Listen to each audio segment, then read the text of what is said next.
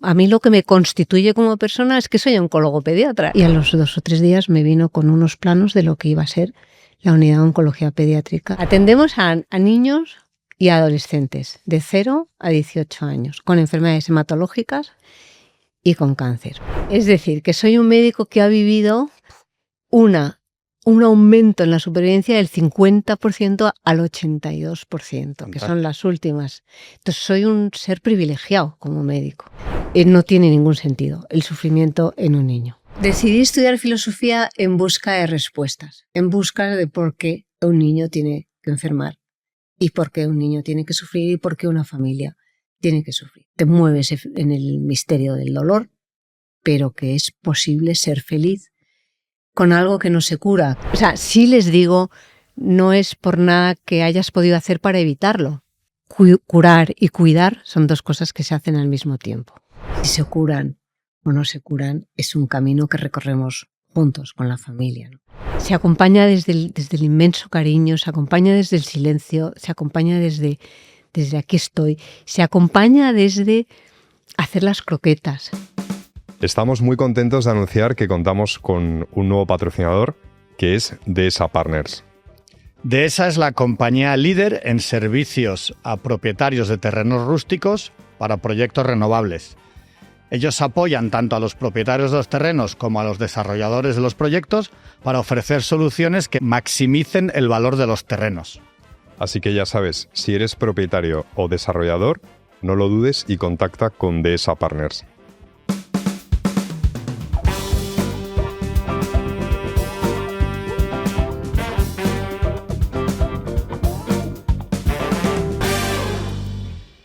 Muy buenas a todos y bienvenidos a otro episodio de Entre Gonzalos, el podcast de Bombadil Communications, donde queremos tener conversaciones de verdad con personas de verdad. Y hoy estamos muy honrados por tener con nosotros a la doctora Blanca López Ibor. Bienvenida, Blanca. Muchísimas gracias por invitarme.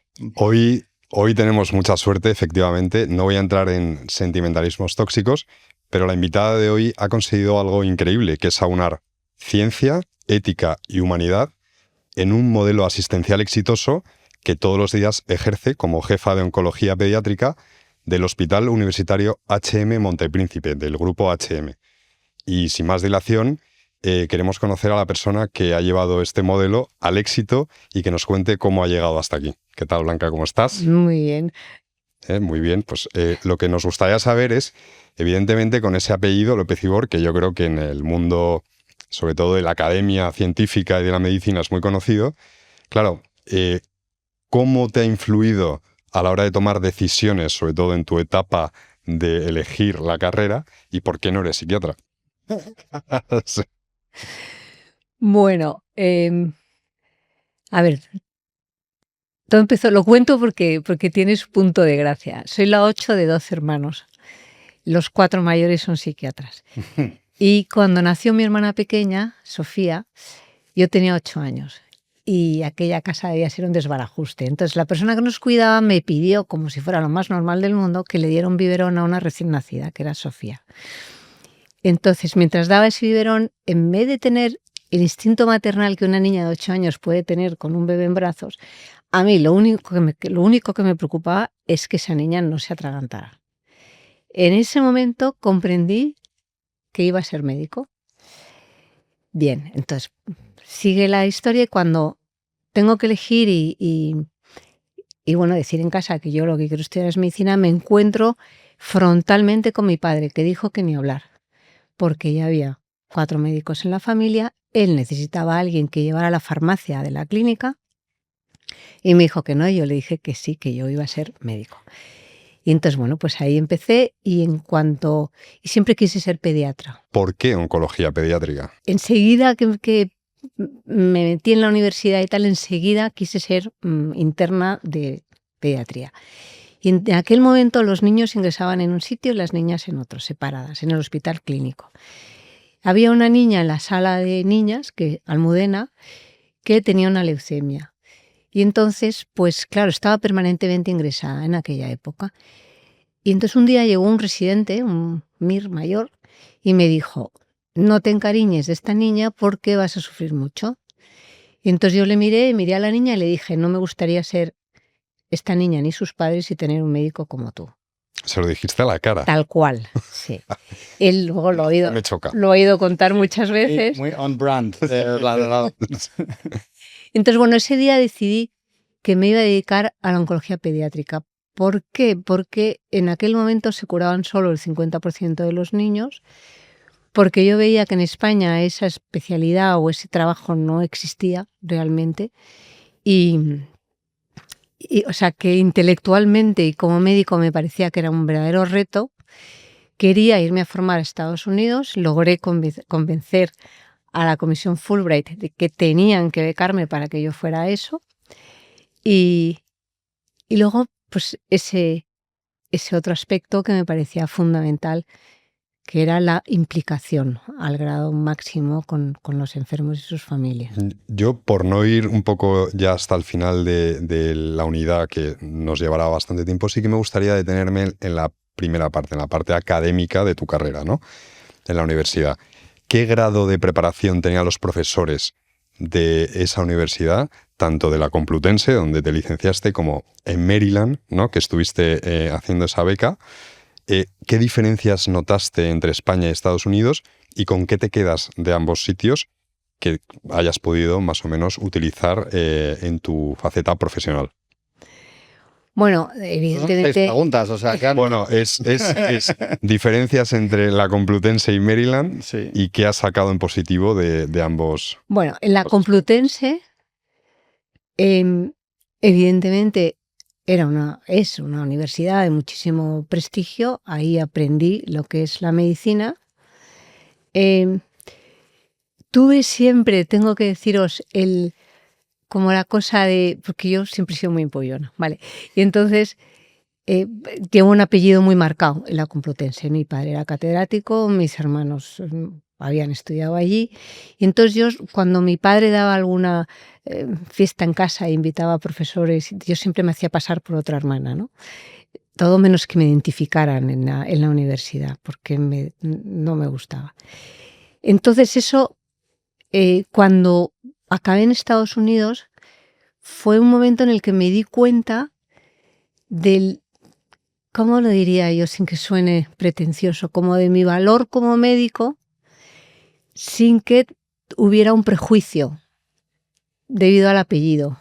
O sea, que te ¿vale? quitaste un peso de encima. Entonces me quité un peso de encima, eso sí, tuve que poco menos que barrer el suelo.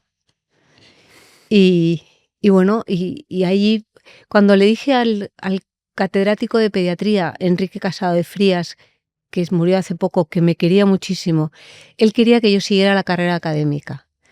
Mi padre también, o sea, una vez que ya tuvo que renunciar a la posibilidad de que fuera psiquiatra infantil, que era como lo que dijo, bueno, ya está loca, hay que hacer medicina, pues psiquiatra infantil.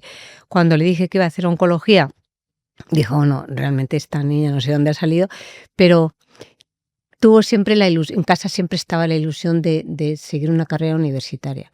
Y yo no quería seguir una carrera universitaria. Entonces, el catedrático de pediatría, Casado de Frías, me dijo una frase que se me quedó muy grabada, porque me dijo, no entiendo por qué te vas a Estados Unidos, porque lo que puedas aprender ahí lo vas a aprender aquí con una mirada mía. Nunca supe lo que quiso decirme con eso, ¿vale? Pero es verdad que, no, que en Estados Unidos es donde lo que yo quería hacer se podía aprender, ¿no?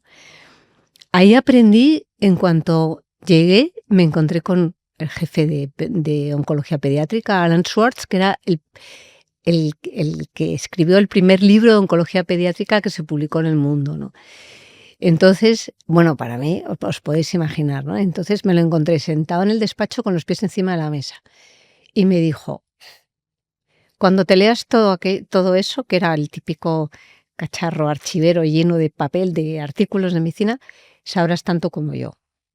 Entonces ya solo pensar que alguien que yo tenía absolutamente encumbrado, me dijera que si me esforzaba, que si estudiaba, que si tal, podía llegar a saber tanto como él, fue como un chute de energía para empezar. Sí. Y se nota, en esa época se notaba la diferencia académica, digo, entre estudiar en una universidad española y una americana en cuanto a profundidad académica y demás, o es más simplemente una cuestión de enfoque lo que notaste en un... Bueno, sí, evidentemente, no tanto académica, porque yo no iba a clases, o sea, yo fui a aprender a tocar Claro. tripas y a tratar niños con cáncer.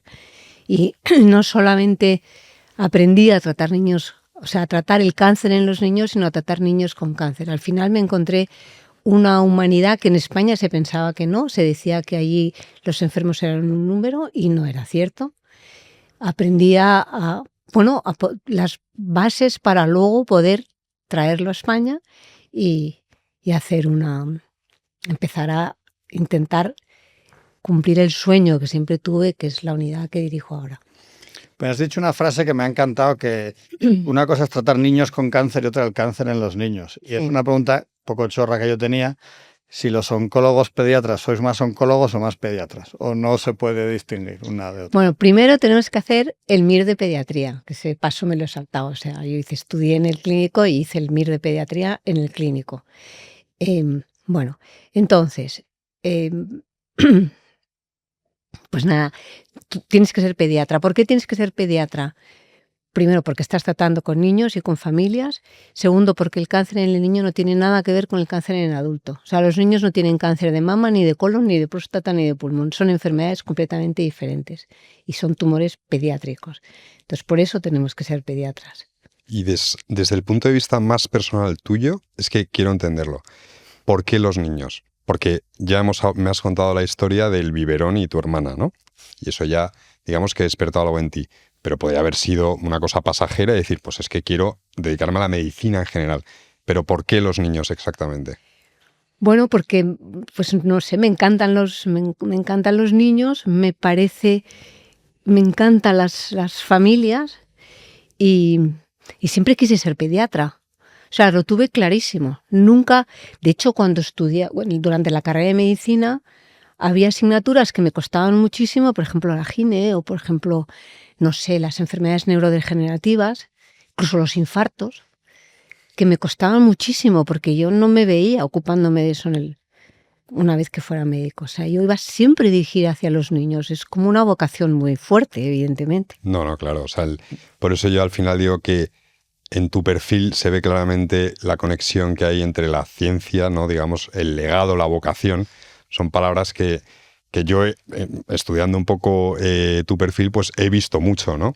Entonces, de ahí mi siguiente pregunta, que es que cuando ya llegas a España y empiezas en el Niño Jesús, ¿qué te encuentras en el Niño Jesús? Porque claro, vienes del sitio de innovación y academia más potente del mundo y llegas al Hospital Niño Jesús en Madrid, ¿y qué te encuentras allí? Bueno, a ver, lo primero es que volví porque la ley te obliga a volver. Si no. Vale, tienes que volver 2 años a devolver a tu país tu país, eso es algo que es inherente a tener una beca Fulbright. Después ya podías irte o lo que fuera, ¿no? Entonces yo tenía que pasar 2 años en España. Mandé currículums a los hospitales donde había buenos servicios de pediatría y la verdad es que no me hicieron ningún caso. Acabé ¿cómo diría yo? Tan enfadada que me fui a hablar con la Comisión Fulbright y les dije, a ver, no puedo ejercer lo que he aprendido en Estados Unidos aquí en España. Entonces me mandaron al Hospital del Niño Jesús a hablar con la dirección del Niño Jesús. Entonces cuando entré a hablar con el director, el doctor Ollero, dijo, hombre, si hubiera sido otorrino o hubiera sido otra especialidad pediátrica, no. La verdad es que te hubiera dicho que no, pero un oncólogo pediatra te tengo que decir que me interesa. Entonces vas a venir aquí a trabajar. Entonces, bueno, pues así entré en el Niño Jesús, porque tenía que estar aquí 2 años en España. De hecho, luego teníamos todo arreglado para irnos fuera. Lo que pasa es que soy una mujer casada y mi marido no quería volver, aunque me lo ocultó durante mucho tiempo. Y entonces, pues nada, así entré en el Hospital del Niño Jesús, donde tengo que decir que no fui excesivamente feliz, más que nada porque no se entendía una forma determinada de trabajar. ¿Había ya por esa época ya había servicios de oncología pediátrica? No, Tal, ¿o? o sea, había una planta donde estaban los niños con cáncer y había unas doctoras que la llevaban, pero que no se habían formado en oncología pediátrica como tal, porque no existía esa formación en España. Entonces, pues, claro, yo llegaba ahí con unos conocimientos que a veces chocaban con lo que se estaba haciendo. O sea, luego con el tiempo lo he entendido, ¿vale? Pero no fue un aterrizaje fácil, tengo que decir. Pero bueno, aterricé. Luego pasaste por el Hospital General de Cataluña, más tarde. Sí, pasé por ahí porque estoy casada con un oncólogo médico y hacían un gran hospital en Cataluña, en Barcelona, en Sant Cugat del Vallès.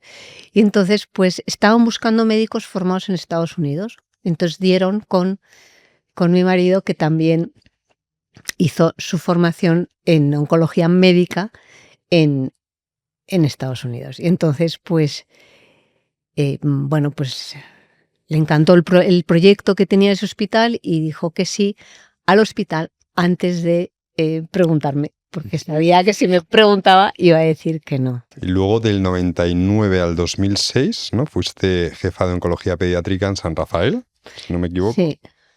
Y claro, y de esa etapa... O sea, de Barcelona volvimos y ahí fue volver a empezar. Entonces, bueno, pues esas casualidades de la vida que me encontré de director del Hospital de la Zarzuela al que había sido director del Hospital General de Cataluña. O sea, esas cosas carambolas increíbles. En una cena con un hermano mío que había organizado una cena. Y entonces pues me presenté, le dije, estoy en esta situación y tal, y me dijo, pues vente a la Zarzuela, y ahí empecé, y estando en la Zarzuela me llamaron del Hospital San Rafael para formar una unidad de oncología pediátrica.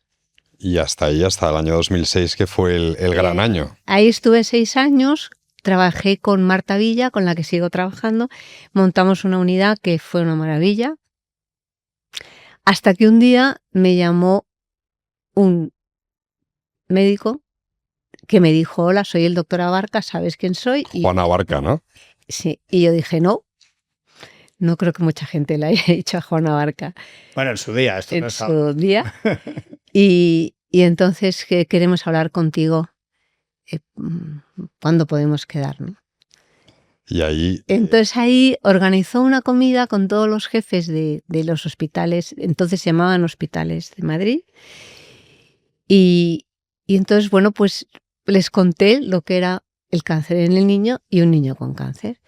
Y entonces Juan Abarca no dijo nada, me miró y me dijo, y dijo a todos, esta doctora tiene que conocer a la doctora Cidón. Y entonces yo no sabía quién era la doctora Cidón. Pero él no es Abarca Cidón, él no... Sí, pero yo no sabía, sabía Juan Abarca. Y entonces, pues a los 2 o 3 días me llamaron para ir a conocer a la doctora Cidón. Y entonces ahí conocí a una persona que me dijo, ¿pero tú qué quieres? Y yo le dije, hospital de día abierto los fines de semana y UBI con padres. Me estáis haciendo volver a retrotraerme. No, pero es que quiero detenerme aquí porque, claro, esto es muy importante para mí, porque tú vienes de estructuras dadas y aquí creas tú la estructura. Sí, completamente. Y eso es un punto... Bueno, creé la primera estructura, la hice en el Hospital San Rafael. O sea, yo, ¿sabes? Fui poco a poco haciendo lo que yo quería, ¿no? Al principio, evidentemente, era un tema de responsabilidad. El saber si yo podía ocuparme de un niño enfermo de cáncer yo sola. Que eso fue la etapa de la Zarzuela. Después, cómo organizar dentro de un hospital pediátrico una unidad de oncología pediátrica, con lo que había en el hospital. Y fue muy bien hasta un punto en el que ya no podía crecer más, que es justo cuando ¡bum!, se cruzó Juan Abarca. Vale, yo quería hacer trasplantes de médula, quería hacer otro tipo de cosas y otro tipo de proyectos que allí pues no era posible. Entonces, bueno, pues así es como acabé en el hospital, en HM Hospitales, ¿no? Y aquí hemos entrevistado a varios, y bueno, tenemos amigos y siempre conoces a gente que ha montado una empresa y le preguntas, ¿qué decisiones tomaste? Supongo que no es lo mismo montar una empresa que montar una unidad de oncología pediátrica, pero cuando llegas y no hay nada, ¿cuáles son las primeras decisiones que tomas para poner eso en marcha? Bueno, la primera decisión que tomas es la de irte de un lugar, ¿vale? En el que éramos el casi segundo hospital en número de casos nuevos al año, en el centro de Madrid, a un hospital en Boadilla del Monte, donde nunca he llegado a tener el número de enfermos que tuvimos en el Hospital San Rafael. Bueno, la oncología pediátrica es cuestión de calidad, no cuestión de cantidad, ¿no? ¿Qué es lo que hice? Pues explicar lo que era una unidad de oncología pediátrica y comprender que me entendían, que entendían lo que quería, que la doctora Cidón, madre de Juana Barca, entendió perfectamente lo que quería. Ella me dijo, voy a ver lo que tienes, y apareció en el Hospital San Rafael a ver lo que había, y a los 2 o 3 días me vino con unos planos de lo que iba a ser la unidad de oncología pediátrica de Montepríncipe. Que me gustaría que contases un poco en qué consiste esa unidad para que la gente pueda hacerse una idea. Bueno, es que es muy especial el tratamiento integral que dais a niños y familias. ¿No? Bueno, a ver, atendemos a niños y adolescentes de 0 a 18 años con enfermedades hematológicas y con cáncer. ¿Y cómo lo hacemos? Lo hacemos con una serie de premisas fundamentales. La primera es no solo curar al niño, sino lograr que sea un adulto sano, desde el punto de vista físico, psíquico, social y espiritual. Es decir, que el día de mañana sea igual o mejor que aquellos niños que de su mismo año, que se educaron con él y convivieron con él y no tuvieron cáncer. Eso que se dice en una frase es muy complicado, ¿vale? Como primera cosa. El segundo paso era integrar la enfermedad en la vida normal del niño. En la vida normal del niño es ir al colegio. Entonces, no conformarme con una aula hospitalaria, sino hacer un colegio dentro de la unidad al que los niños acuden cuando no pueden ir a sus propios colegios, ¿no? Es un colegio que se coordina con todos los colegios al colegio al que vaya cada niño, y conseguir que, no solo estudien, sino que sus notas mejoren. Y es absolutamente impactante los resultados de ese colegio. Al final los niños en Montepríncipe son estudiantes, no son pacientes. Incluso he visto que educación física también se hace, ¿no? Sí, porque ¿sabes qué pasa? Que esto fue una niña de un colegio, puedo decirlo, del máter, que la suspendían en educación física, y entonces, claro, porque la niña no iba a educación física, ¿vale? Tenía todas las asignaturas, las cumplía, todos los requisitos curriculares y tal, pero educación física no entraba dentro de eso. Y entonces, pues nada, el profesor de infantil además es profesor de educación física, y entonces le dije, tienes que montar la educación física, y así está hecha.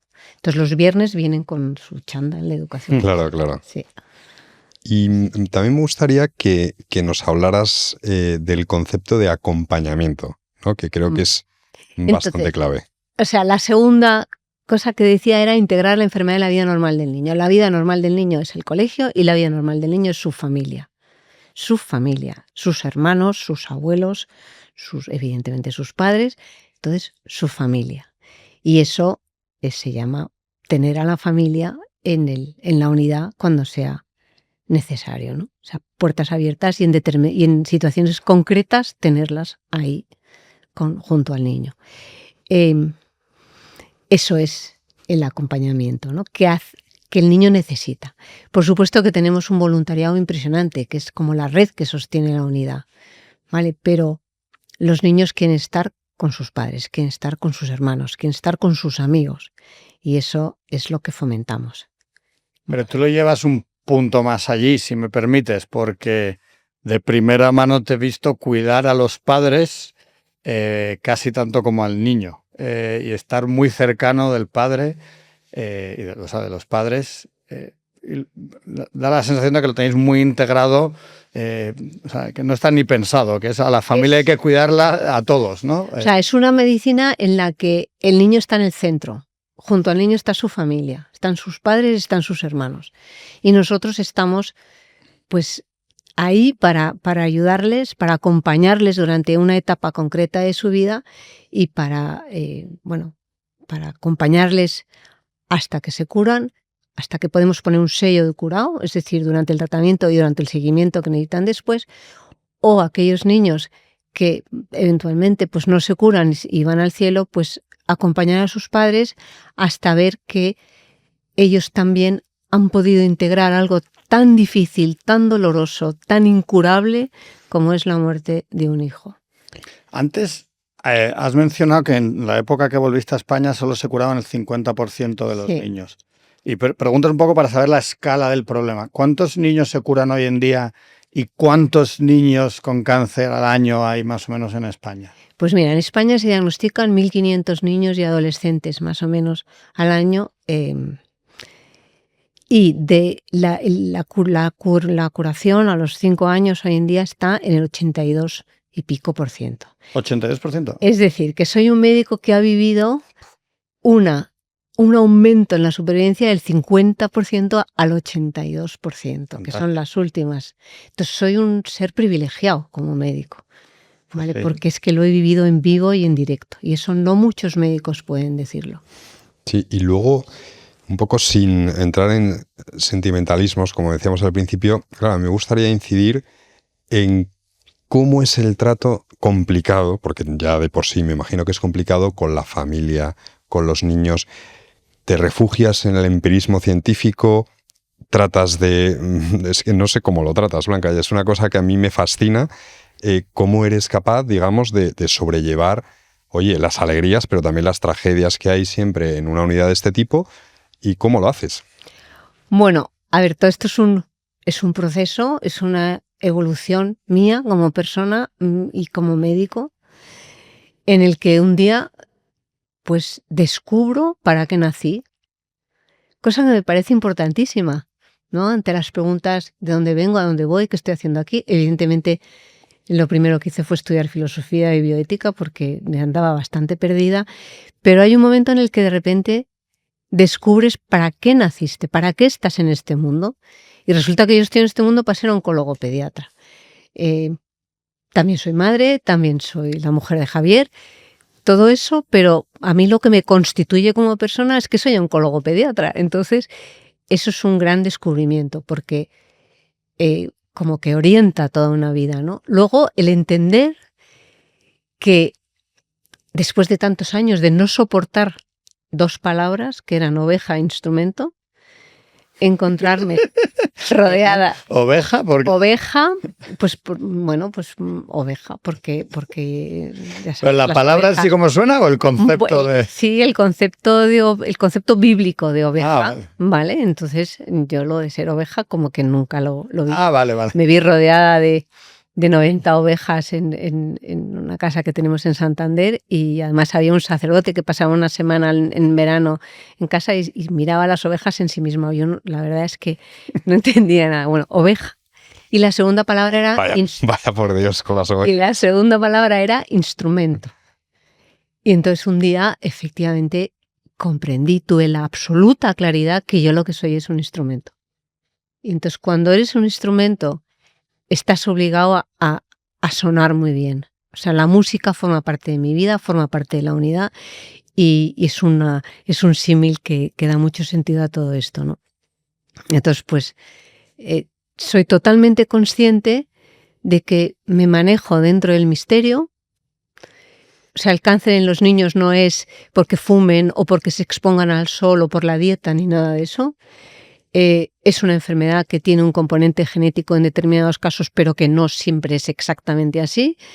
Y desde luego es una enfermedad que ni es prevenible, ni puedes hacer un diagnóstico precoz, en fin. Entonces te encuentras ante el por qué, que es la primera pregunta que te hacen los padres, te encuentras de frente al misterio, ¿no? Y bueno, pues... Y hay un porqué, o sea, hay una respuesta estándar que se puede dar. Estándar me refiero, ¿hay una sola respuesta a ese porqué o cada familia tiene una explicación distinta? Bueno, es que no hay un porqué. Entonces, ante el misterio, o sea, sí les digo, no es por nada que hayas podido hacer para evitarlo. ¿De acuerdo? No es por nada que haya comido, por ningún lugar en el que haya estado, por nada que hayas hecho mal. O sea, los padres cuando tienen el bebé en brazos, dedican su vida a cuidar de ese niño, ¿no? Y cuando el niño enferma, la primera pregunta es ¿qué pude hacer para evitar esto? Hay un poco de culpabilidad, tú lo ves. Entonces, claro. Entonces, ¿cómo no me di cuenta antes? ¿O qué he hecho yo para que esto haya sucedido? Entonces, la gran mayoría de casos todavía hoy en día no sabemos el por qué.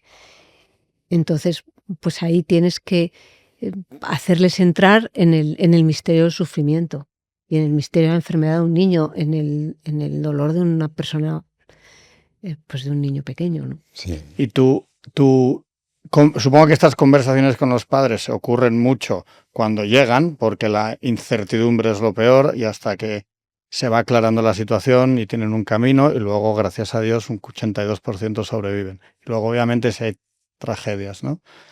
¿Tu forma de enfocar una conversación con un padre depende de si ellos son religiosos o no? En principio no. ¿Sabes? En principio ellos vienen a la unidad a buscar un médico que cure a su hijo de un problema determinado. Y eso es lo que se tienen que encontrar. En el camino de todo ese primer proceso de incertidumbre del que hablas, en el que corremos, o sea, todo el hospital se vuelca. Porque en aquella primera conversación con Abarca, en aquella comida dije, no hay dinero para pagar lo que hago, pero no trabajo por dinero. Y segundo, doy la vuelta a un hospital como un calcetín. Es decir, el hospital entero se vuelca completamente para lograr un diagnóstico muy rápido en un niño. Y esta mañana, o sea, vengo ahora mismo de haber otra vez podido decir qué gozada del lugar en el que estoy, porque es que se vuelca el hospital para llegar a un diagnóstico inmediatamente en un niño. Y bueno, pues eso es una maravilla, el poder estar trabajando en un sitio así. Entonces, bueno, pues en esa conversación lo primero es colocarte en la enfermedad que tiene el niño. O sea, en el cáncer, en el niño. Inmediatamente después, en el niño con cáncer. Y en ese hilo de la conversación, en algún momento surge el que el tratamiento que va a recibir el niño es un tratamiento actualizado, que tenemos todos los medios y más, porque somos la rama pediátrica de un centro de cáncer que se llama Centro Oncológico Clara Campal, que es el CIOC que está en San Chinarro. No estamos en San Chinarro porque toda la pediatría, las especialidades pediátricas de HM están en Montepríncipe, pero somos la rama pediátrica del CIOC, ¿no? Es decir, primero que decirles que están en un buen lugar, médicamente hablando, ¿no? Claro, es evidente que eres una persona exigente contigo misma, o sea, no hace falta... Pero a mí me interesa saber, claro, que tú me imagino que exigirás el mismo grado de responsabilidad y de entrega a las personas que trabajan para ti. Entonces, claro, nosotros aquí hablamos mucho de liderazgo, ¿no? Y por simplificar un poco, ¿qué 3 cualidades ves tú o quieres ver en una persona que trabaje para ti? Bueno, yo lo que... A ver, ¿qué quiero? Evidentemente estudio tanto en los médicos como en las enfermeras, o sea, en el fisioterapeuta, estudio técnicamente que sean excelentes. En los que no son médicos, pues por ejemplo los profesores, que sean muy buenos profesores, y lo son. En el sacerdote que viene, pues que sea un buen cura, que venga a lo que tiene que venir un sacerdote a un hospital. El fisioterapeuta, en fin, el voluntariado, que sea una gente implicada. Es decir, lo primero de todo, que sean profesionalmente excelentes, que estén muy bien formados y que sean profesionalmente excelentes. Eso se les exige como lo primero. Después se exige efectivamente implicación. O sea, somos médicos 24 horas al día, 365 días a la semana, y lo somos. Y las enfermeras pues tienen que implicarse, y lo hacen, y bueno, toda la unidad, ¿no? O sea, implicarte en el cuidado del niño y de su familia, poniendo al niño en el centro. O sea, la respuesta a cada pregunta que me hacen es: ¿este niño qué necesita? ¿Esta familia qué necesita? ¿No? O sea, que es implicación. Y eso va también al voluntariado, ¿no? Y, o sea, que he dicho conocimiento, implicación, y luego un respeto inmenso por las familias, un saber estar, un saber acompañar. Muchas veces acompañar es silencio.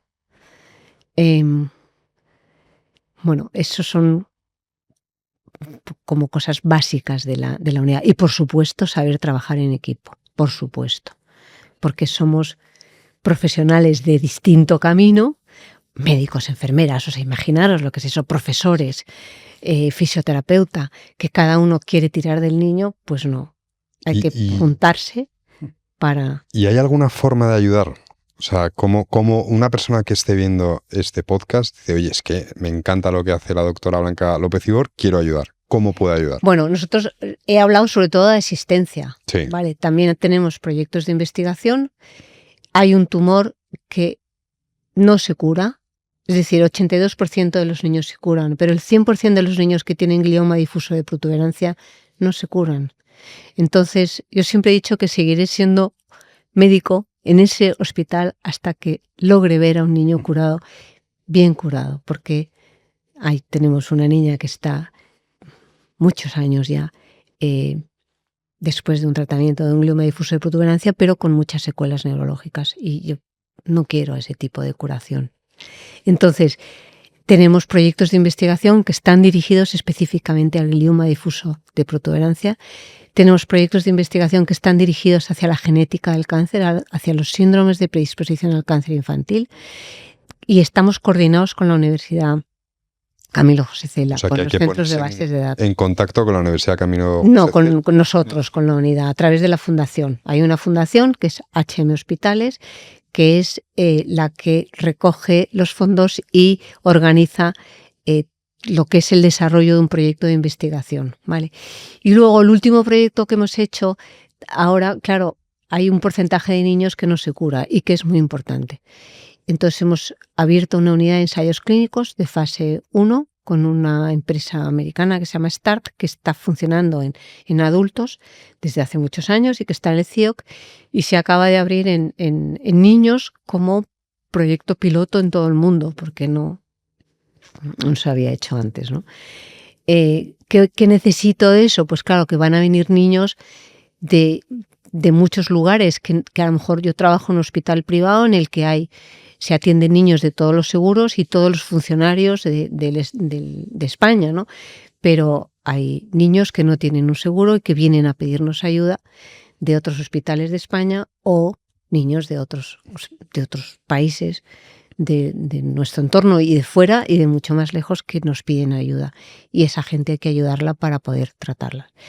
Ahora mismo tenemos fundaciones que nos ayudan, pero no llega. Pues ayudar todo el mundo. Sí, por favor. Oye, Blanca, no quiero, pero creo importante hablar del 18%, no solo del 82%, que es la bellísima noticia, y más que haya pasado del 50 al 82 en 30 años, ¿no?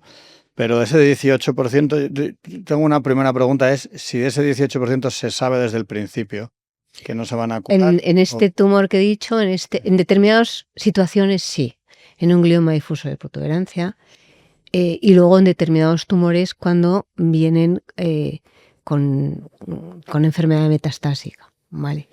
Que sabes que, o con características genéticas que lo hacen difícil de curar.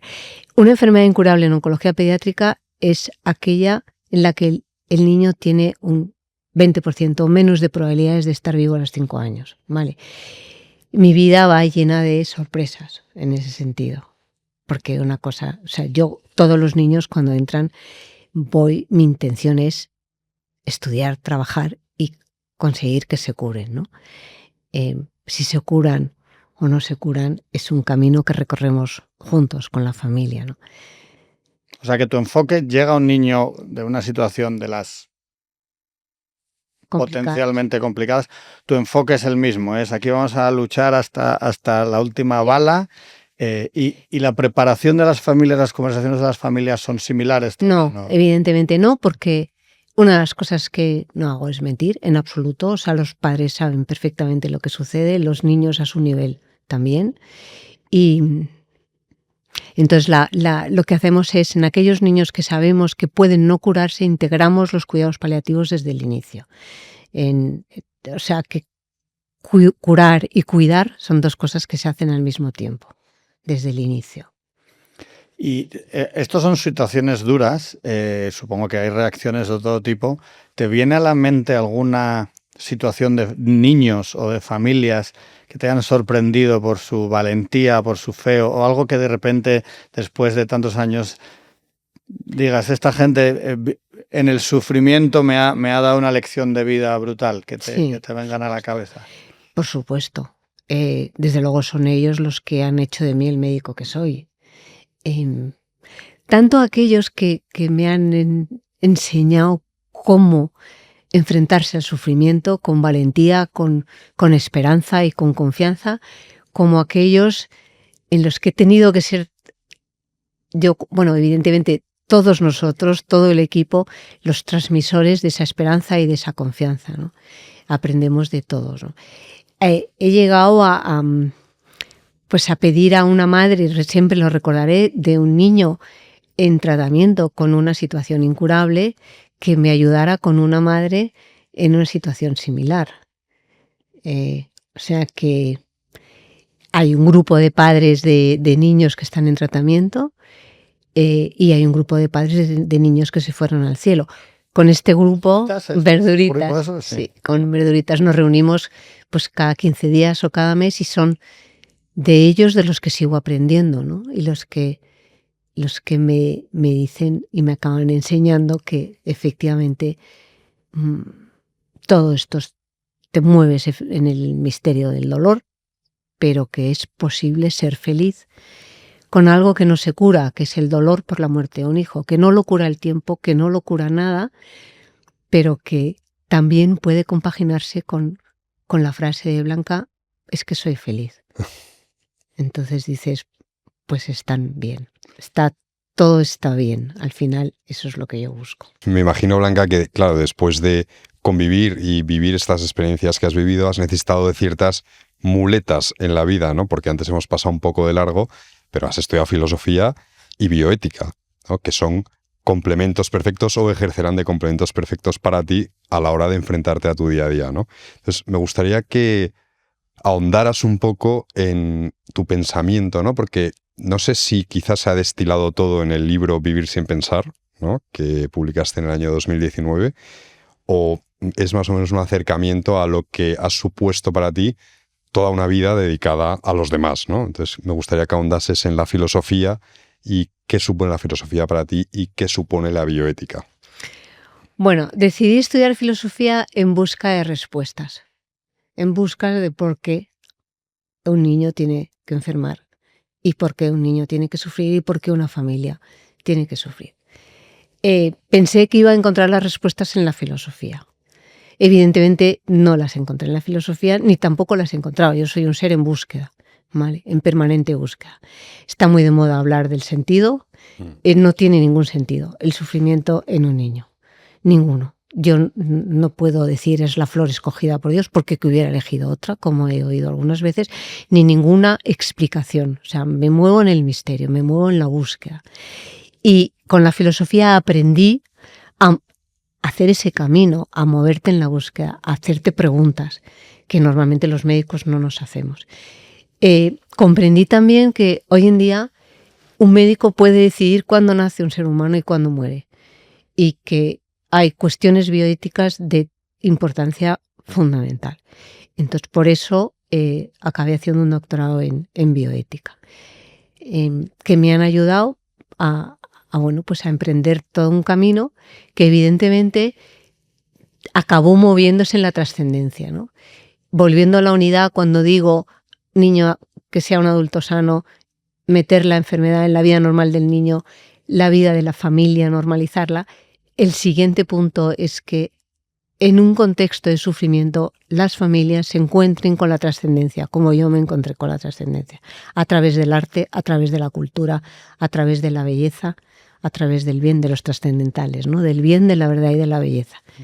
Y en eso es en lo que metemos muchísima fuerza. Y el libro, ¿no? Entrando un poco más en el libro, ¿cómo lo resumirías para que la gente se anime a leerlo? Porque yo creo que es una buena oportunidad. No, porque hablando un poco de sentimentalismo, raciocinio, Sí, el libro, ese libro es el fruto de una conferencia que di en Roma a universitarios. Y la persona que me pidió que diera esa charla de formación, que hoy en día es el rector de la Universidad de San Dámaso, o sea que bastante importante, me pidió que esa conferencia la convirtiera en un libro.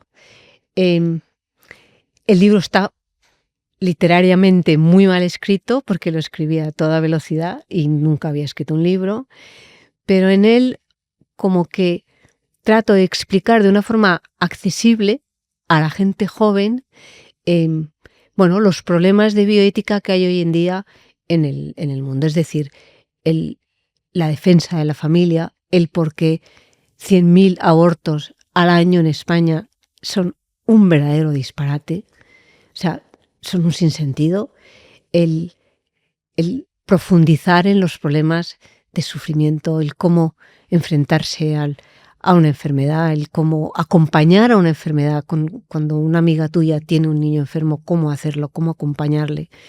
Y cuando tus padres están enfermos o son mayores, a cómo cuidar de ellos, ¿no?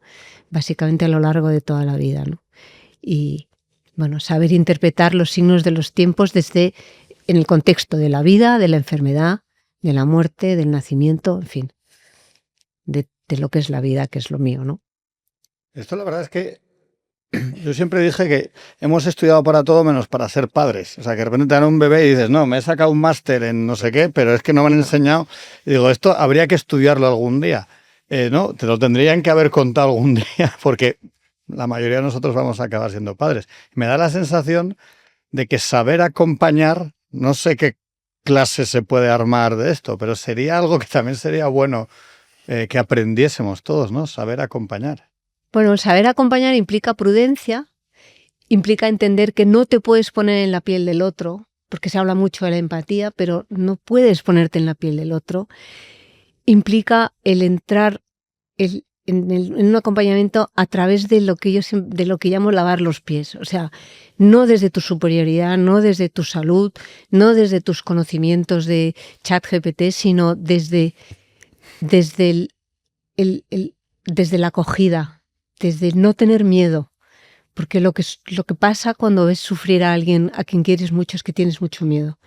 Entonces, por eso la gente, algunas veces, cuando tú tienes un problema como es un hijo enfermo, de repente desaparece de tu vida.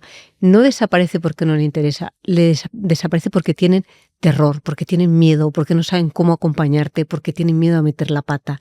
En fin, entonces se acompaña desde el inmenso cariño, se acompaña desde el silencio, se acompaña desde aquí estoy, se acompaña desde hacer las croquetas.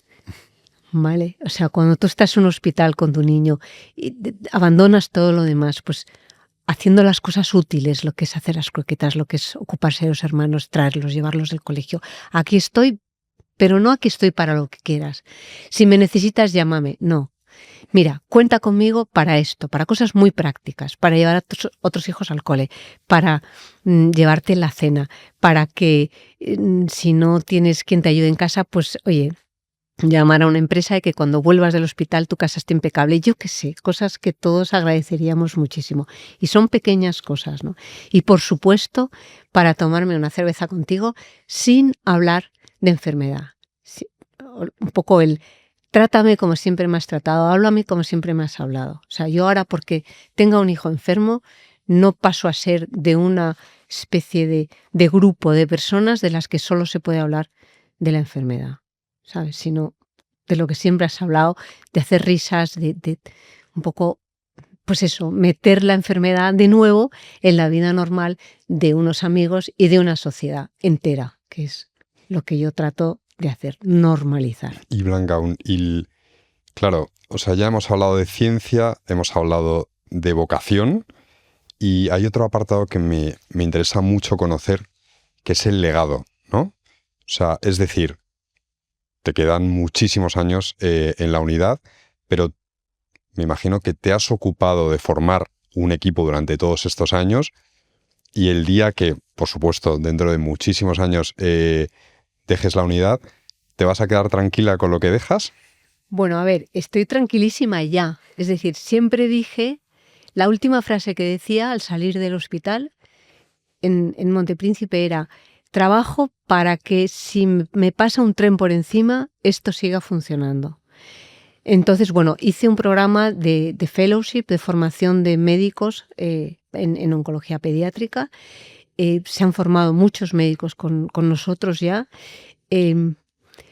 Y de todos esos médicos que pasaron, pues eventualmente me fui quedando con 3 médicos jóvenes que son la nueva generación. Una es Marta Osuna, que lleva la parte de ensayos clínicos. Otra es Mónica Camacho, que lleva mucha parte de investigación en genética y síndromes de predisposición al cáncer, aparte del día a día. Y otra es Laura Martín, que se ocupa mucho del glioma difuso de protuberancia, de tumores óseos, o sea, como muy repartido, ¿no? Y luego está, por supuesto, Marta Villa, con la que llevo trabajando 30 años. Entonces es 10 años más joven que yo y le queda recorrido, ¿no? Damos mucha grima porque parece que hablamos, ¿sabes?, de estar juntas tanto tiempo como que hablamos igual. Pero en realidad somos Don Quijote y Sancho Panza. Es decir, Marta me aterriza y me ha aterrizado siempre y lo sigue haciendo. Yo lo que puedo decir de ella es que creyó en un proyecto inicialmente, que ha seguido conmigo habiendo tenido ofertas de trabajo por todos los lados y es un equipazo. Entonces, ya he hecho la experiencia. O sea, que es muy vocacional. Completamente. Es absolutamente vocacional. Y ahí es, o sea, que tú crees que siga habiendo vocaciones de servicio absoluto como es este. Porque, desde luego en la unidad, sin duda. O sea, yo ya he experimentado el tener que irme unas veces voluntariamente, tiempo corto, otras veces. Yo al principio, por ejemplo, de veraneo jamás me iba más de 3 semanas, de 20 días. Ahora mismo me voy un mes, incluso 5 semanas, porque soy la jefa. Y luego la vida, hubo un momento en el que dijo, para, 2 veces en mi vida, porque ahora no puedes ir al hospital. Y aquello funcionaba, yo te diría que incluso mejor que cuando yo estoy. No lo creo, no lo creo. Es una maravilla, o sea, es una verdadera bendición el equipo que hay ahí. Porque además cómo se llevan entre ellos, o sea, tanto los médicos como los profesores, como el fisio, como el voluntariado. O sea, es un equipo tan bien unido que es una gozada. O sea, yo lo miro y digo, esto es verdaderamente un milagro hoy en día, en el que es tan difícil encontrar equipos de personas en los que nadie quiera destacar por nada, en los que todos tengan muy claro lo que es importante, ¿no? Que es, en nuestro caso, el niño y su familia. Oye, Blanca, ahora Gonzalo te va a hacer nuestra pregunta final porque no queremos robarte más tiempo, que hay niños que te necesitan más que nosotros. Yo tenía una pregunta general y luego Gonzalo te hace nuestra pregunta estrella, si te parece. La pregunta general es muy típica. ¿Estamos cerca de acabar con el cáncer o de convivir con el cáncer o no estamos cerca? Bueno, yo creo que en adultos estamos conviviendo con el cáncer porque se ha hecho una enfermedad crónica. Ya no es lo que era antes, ¿no? Hay nuevas terapias y tal, y se ha hecho en general, o por lo menos en parte, una enfermedad cada vez más crónica y cada vez más llevadera, por así decirlo, en la vida de una persona, ¿no? Si curaremos el cáncer o no, no lo sé. Ya dijo Reagan en su momento, metió no sé qué barbaridad de presupuesto y dijo que en el año no sé cuántos el cáncer se curaría. Y mira dónde está Reagan y mira dónde estoy yo. Entonces, no lo sé, ¿vale? Es verdad que en oncología pediátrica, con estos índices de curación tan altos, el objetivo ya no es solo curar al niño, sino también curarlo sin secuelas, ¿no? Por eso está lo que he dicho al principio. Y tratar de ir disminuyendo los tratamientos en intensidad que damos para lograr que se curen con menos secuelas, ¿no? Yo creo que nos queda muchísimo trabajo por delante, por eso esta unidad, pues todo el camino a desarrollar y que estamos desarrollando los ensayos clínicos y ojalá yo en algún momento, tanto en esta tierra como fuera de ella, pueda ver el cáncer de los niños como una enfermedad curada. No, pues que es interesante porque detrás de cada noticia que leemos todos los días en prensa de evoluciones, investigaciones, curas de enfermedades, la gente tiene que saber que hay personas como tú y como tu equipo, que dedican su tiempo al estudio y a la innovación y a la ciencia. Entonces, yo creo que es importante que sepamos que esto tenemos que fomentarlo y que si se puede donar lo que se haya que donar, que es muy importante porque al final es cómo avanzan las investigaciones. Pero bueno, Efectivamente. yo la verdad es que no, vamos a terminar con la pregunta. Yo estoy muy agradecido porque nos hayas acompañado y esta pregunta la hacemos siempre. Yo creo que define muy bien a las personas y es muy simple. Es en una cena en tu casa, aparte de Javier y tus 2 hijos que siempre están invitados, ¿a qué 4 personas vivas, personajes públicos, quien tú quieras, en tu caso quien tú quieras, invitarías a cenar a tu casa? Bueno, a ver, a una persona que invitaría a cenar a casa es una persona a la que admiro profundamente. La conocí el otro día y la dije, quiero que sepas que antes de que tú escribas tus libros, yo ya los he leído. Se llama Fabrice Hayak, es un filósofo y acaba de venir a España a montar lo mismo que tenía montado en Estrasburgo, no sé dónde era, en Friburgo me parece. A ese filósofo. Javier no sé cómo lo aceptaría y Juan y Pablo, pero me imagino que les encantaría, ¿no? Después me encantaría, yo creo que, o sea, como persona que me apoya, que ha marcado mi vida y que está siempre, al que soy rector de la Universidad San Damaso, a Nicolás Álvarez de las Asturias. Me parece que para mí tengo muchísima admiración por él, es quizá la persona más inteligente que he conocido en mi vida, aparte de ser una persona que me conoce, que me apoya, que me orienta y que siempre ha estado a mi lado, ¿no? Y que ha creído en mí firmemente. Es el que me pidió escribir el libro al que has hecho mención, ¿no? Me encantaría, sé que está enfermo, pero me encantaría que apareciera en casa Daniel Barenboim. Me encanta. O sea, una de las cosas que me encanta es escuchar esos conciertos para piano y orquesta de Beethoven que él dirige a la vez que toca. Y siempre me ha atraído, dentro de lo borde que puede llegar a ser, pero me encanta, ¿no? Bueno, has dicho 4. O sea, a ver, un tópico sería el deciros al Papa León XIV, pero os tengo que decir que todavía no le conozco, que no le tengo todavía pillado, ¿vale?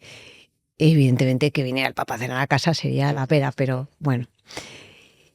Otra persona que me encantaría es Benigni, el director de cine.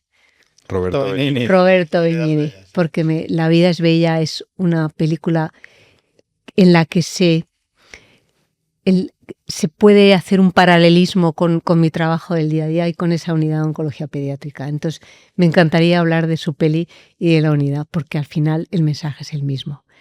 Él pone al niño en el centro, ¿no? Y no le engaña. El niño sabe perfectamente lo que está pasando, pero le transmite la fuerza, la confianza, la seguridad para sobrevivir a una situación como la que ese niño vive, ¿no? Y luego tiene otra película que es El tigre y la nieve, que es impactante. Sí, buenísima. Entonces es una persona a la que me encantaría conocer. Me parece una pedazo de lección, Roberto Benigni. Eso sí que nadie ha dicho nada similar, me parece muy interesante. Sí. Y yo creo que con eso he dicho 4. Sí. Has dicho ¿Puedo añadir algo? 4 más el Papa vale. Como alternativa.